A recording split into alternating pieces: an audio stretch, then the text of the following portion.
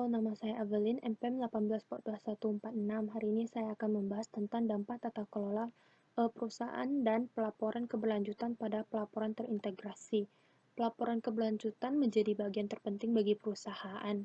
Bagi pemangku kepentingan, laporan keberlanjutan juga penting karena dapat memberikan informasi kinerja organisasi dalam aspek ekonomi, sosial, dan lingkungan. Dalam lingkungan yang mengalami kelebihan populasi, perubahan iklim, polusi, dan penimpasan sumber daya, keberlanjutan adalah salah satu masalah yang paling penting.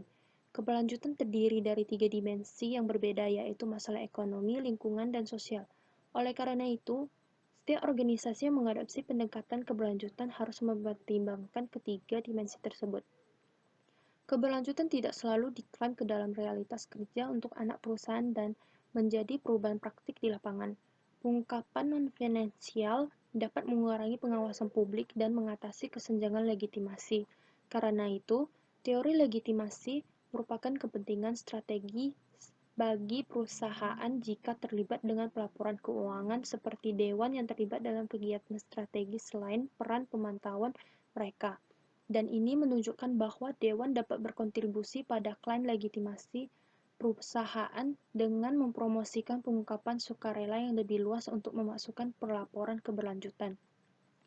Menurut Melinda dan Wardani 2020, pelaporan keberlanjutan menyajikan serangkaian informasi yang berkaitan dengan kegiatan yang dilakukan oleh perusahaan yang terkait dengan masalah lingkungan dan sosial masa lalu, sekarang, dan masa depan, serta informasi tentang implikasi keuangan masa lalu, sekarang, dan masa depan yang dihasilkan dari keputusan dan tindakan pengelolaan lingkungan perusahaan. Dan ini ada contoh kasus PT Antam di Kabupaten Sarolangun, Jambi, di mana dinilai telah mencemari 5 sungai besar dan 95 anak sungai di daerah tersebut.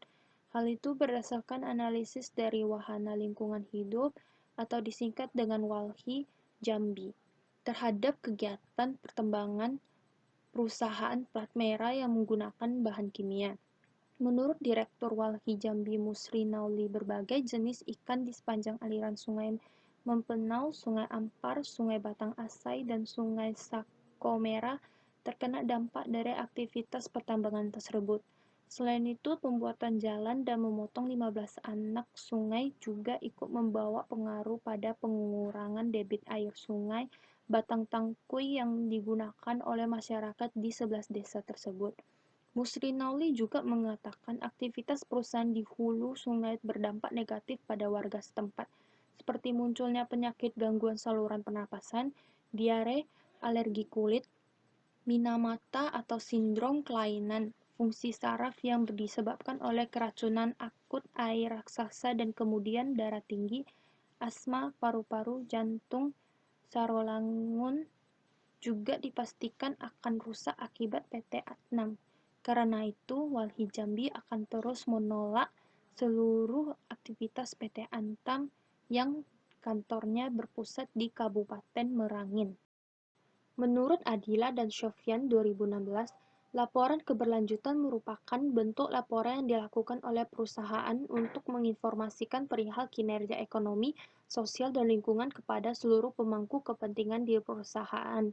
Laporan keberlanjutan tidak hanya memberikan informasi yang finansial, tetapi juga dapat memberikan informasi non-finansial juga, seperti informasi aktivitas lingkungan dan sosial yang dapat membuat perusahaan tumbuh secara keberlanjutan.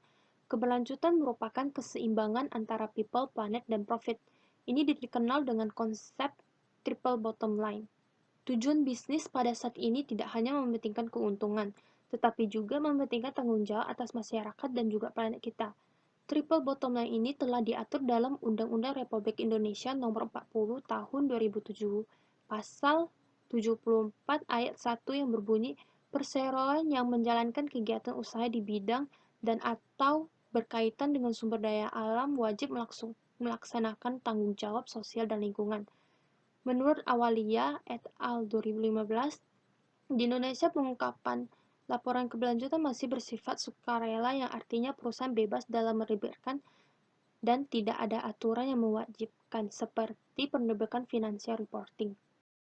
Ada beberapa mode penelitian terdahulu. Yang pertama itu The influence of board characteristic on sustainability reporting empirical evidence from Sri Lankan firms, di mana variable independennya itu ada board size, board independence, dual leadership, board with female directors, board ethnicity, dan control variabelnya itu ada firm profitability, firm size, firm growth, firm leverage, firm age, industry. Dan yang keduanya itu ada the influence of corporate governance structure on sustainability reporting in Malaysia, di mana variable independennya itu ada board independent, board capital, compliance with code on corporate governance, dan control variabelnya itu ada firm size, industry, profitability, leverage. Dan yang ketiga itu ada board governance and sustainability disclosure, a cross-sectional study of Singapore listed companies, di mana variable independennya itu ada